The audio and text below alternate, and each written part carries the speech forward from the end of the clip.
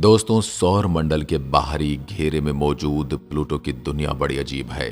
Pluto सूरज से करीब 5 अरब 92 kilometre की दूरी पर स्थित है। लेकिन आखिर प्लूटो पर कैसा माहौल है और वह क्या घटना थी जिसकी वजह से प्लूटो को पहले नवाग्रह माना जाता था, फिर उसे ग्रहों की श्रेणी से निकाल दिया गया।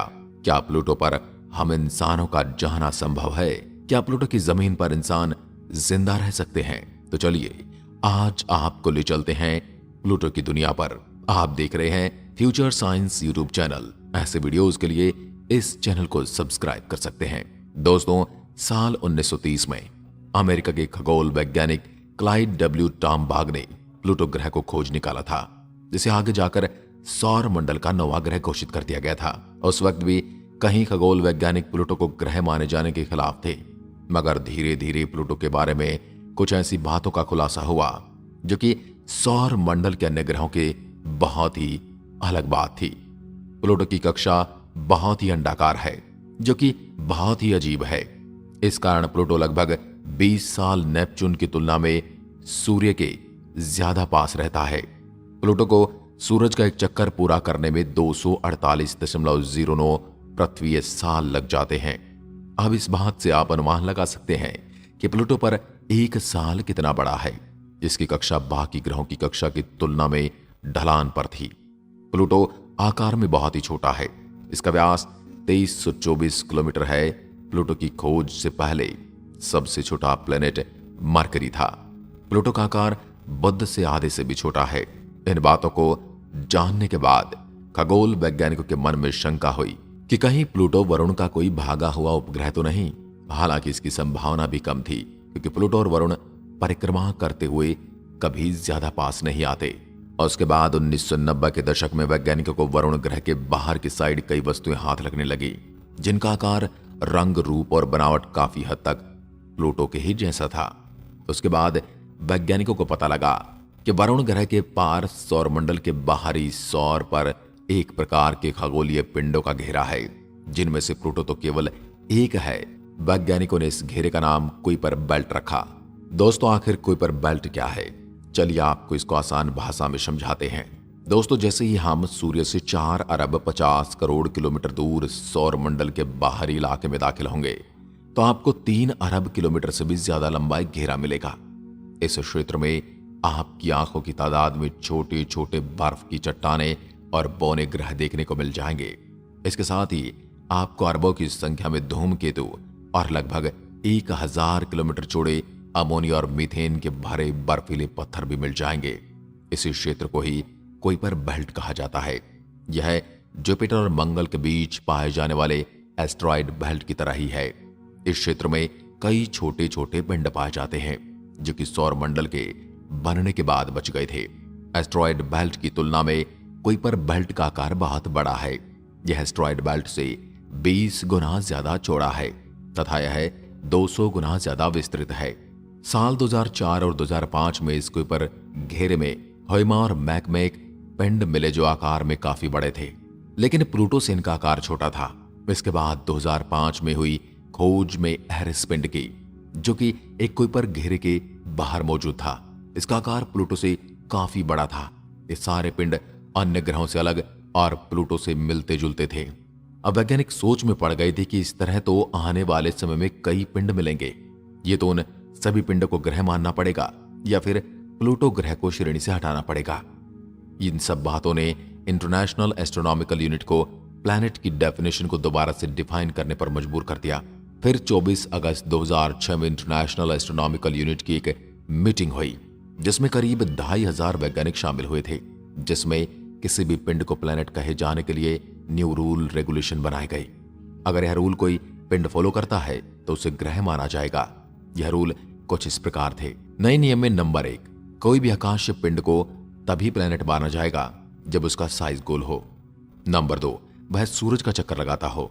यह दोनों नियम तो प्लूटो फॉलो करता है, लेकिन तीसरा, जो कि एक नया रूल था कि प्लैनेट को अपने नेबरहुड यानी अपने ऑर्बिट के आसपास को साफ रखना होगा, यानी इसके आसपास मौजूद पिंड या तो इसको चारों ओर चक्कर लगाएं या फिर इससे टकराकर इससे जुड़ जाएं। उसके बाद आजादी से नहीं घूमे। दोस्तों, वही है तीसरा नियम जिसे प्लूटो प्लैनेट फॉलो नहीं कर पाया था और इसी वजह से प्लूटो को प्लेनेट की श्रेणी से बाहर कर दिया गया और उसे एक नई श्रेणी में डाल दिया गया और अब उस प्लूटो को एक बौना ग्रह घोषित कर दिया गया। 1990 के दशक तक सौर मंडल के सभी ग्रहों पर मिशन लगभग भेजे जा चुके थे, मगर उस वक्त प्लूटो के पास पहुंचना हमारे लिए बहुत ही मुश्किल भरा काम था। प्लूटो की सूर्य से दूरी इतनी ज्यादा थी कि फिर अपने आसपास कहीं पिंडों से घिरा हुआ है, इसलिए उसके आसपास पहुंचना हमारे लिए बहुत बड़ी चुनौती थी। उस वक्त हमें बिल्कुल भी अंदाजा नहीं था कि आखिर प्लूटो की दुनिया कैसी है। इन सवालों का जवाब जानने के लिए वैज्ञानिकों ने प्लूटो के लिए एक मिशन तैयार किया। इसके बाद 19 जनवरी 2006 में अमेरिकी अंतरिक्ष एजेंसी नासा ने न्यू हॉरिजॉन्स नाम का एक अंतरिक्ष यान प्लूटो की स्टडी के लिए भेजा, जो 9 सालों की लंबी यात्रा के बाद 14 जुलाई 2015 को प्लूटो ग्रह के पास से गुजरा। उस समय इस यान की प्लूटो से दूरी लगभग 12,500 किलोमीटर थी। न्यू हॉरिजॉन्स अंतरिक्ष यान ने प्लूटो के पास से गुजरते वक्त कई सारी तस्वीरें कैप्चर कर ली। उसके बाद हम प्लूटो की इस अद्भुत दुनिया को करीब से देख रहे थे। हमें लगता था कि प्लूटो एक बेजुबान दुनिया है, मगर हम गलत थे। यहां ऊंचे बर्फीले पहाड़ थे, बिना क्रेटर वाले बड़े मैदान थे, कहीं जगह पर उबड़ खाबड़ इलाका था और इस बात से हम अंदाजा लगा रहे थे कि प्लूटो जियोलॉजिकल रूप से काफी एक्टिव है। प्लूटो के नजदीक आते ही हमें दिल के आकार की एक चमकीली सतह नजर आ रही थी। ये पूरा का पूरा बर्फ का मैदान है। इस पूरी जमीन पर आपको जमी हुई नाइट्रोजन, कार्बन मोनोऑक्साइड और मीथेन ही मिलेगी।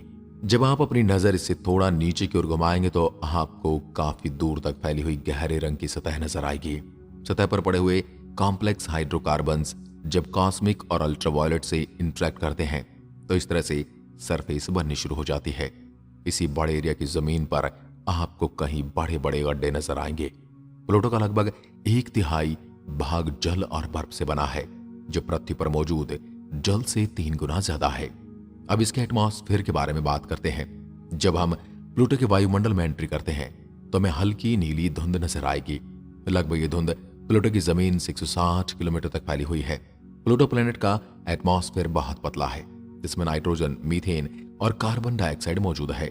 जब प्लूटो परिक्रमा करते हुए सूर्य से काफी दूर चला जाता है तो वहां पर काफी तेज ठंड हो जाती है और इन्हीं गैसों का कुछ भाग जमकर बर्फ की तरह उसकी सतह पर गिर जाता है, जिसकी वजह से उसका एटमॉस्फेयर और भी ज्यादा पतला हो जाता है। जब प्लूटो प्लैनेट सूर्य के नजदीक आता है तो उसकी सतह पर पड़ी इस बर्फ का कुछ भाग गैस बनकर वायुमंडल में आ जाता है। प्लूटो ग्रह सूर्य से इतना दूर है कि यहां पर सूर्य की किरणें पहुंचने में 5 घंटे और 30 मिनट लग जाते हैं। चलिए अब प्लूटो की जमीन पर आते हैं। जब हम प्लूटो की जमीन पर कदम रखेंगे तो हमें नजर आएंगे 2 से 3 किलोमीटर लंबे पहाड़, कहीं लंबे बड़े खुले मैदान, उसके साथ ही कई बड़ी घाटियां नजर आएंगी। प्लूटो की जमीन पर आपको ज्वालामुखी, क्रेटर भी नजर आएंगे, जहां पर पहाड़ मीथेन जैसी गैसों से ढके हुए होंगे, जो किसी बर्फीले पर्वत से कम नहीं होंगे। प्लूटो का वायुमंडल दबाव पृथ्वी से 1 लाख गुना कम है, जिस कारण प्लूटो की जमीन पर आपको किसी भी तरह का दबाव महसूस नहीं होगा। प्लूटो की जमीन का तापमान लगभग -240 डिग्री के आसपास रहता है। इस तापमान में हमारा वहां रुकना बिल्कुल भी आसान नहीं है। यह तापमान पल भर के अंदर ही हमारे बॉडी टिश्यूज को जमा कर रख देगा, जहां हमारी कुछ ही टाइम में मौत हो सकती है। मान लो अगर आप अत्याधुनिक टेक्नोलॉजी से लैस स्पेस शूट से प्लूटो की जमीन पर लैंड करते हैं और आप इसके टेम्परेचर की भयानकता से तो कैसे भी करके कई दिनों के लिए बच जाते हैं, मगर प्लूटो का गुरुत्वाकर्षण शायद ही आपको कई दिनों तक वहां टिकने दे। प्लूटो का गुरुत्वाकर्षण बहुत ही कमजोर है। पृथ्वी की तुलना में इसका गुरुत्वाकर्षण केवल 6% है।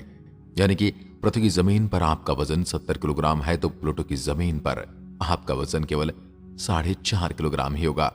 इस बात का अंदाजा आप खुद लगा सकते हैं कि इतने कमजोर गुरुत्वाकर्षण में चलना आपके लिए कितना मुश्किल होगा। यहां पर आप अपनी बॉडी मूवमेंट को भी कंट्रोल नहीं कर पाएंगे। कमजोर ग्रेविटी का असर आपकी हड्डियों और मसल्स पर ज्यादा देखने को मिलेगा। लंबे समय तक कमजोर ग्रेविटी में रहना आपके नर्वस सिस्टम को खतरा पैदा कर सकता है। दोस्तों, प्लूटो के 5 ज्ञात उपग्रह हैं। साल 1978 में खोजा गया शायरन, जो कि सबसे बड़ा है, जिसका व्यास प्लूटो का आधा है।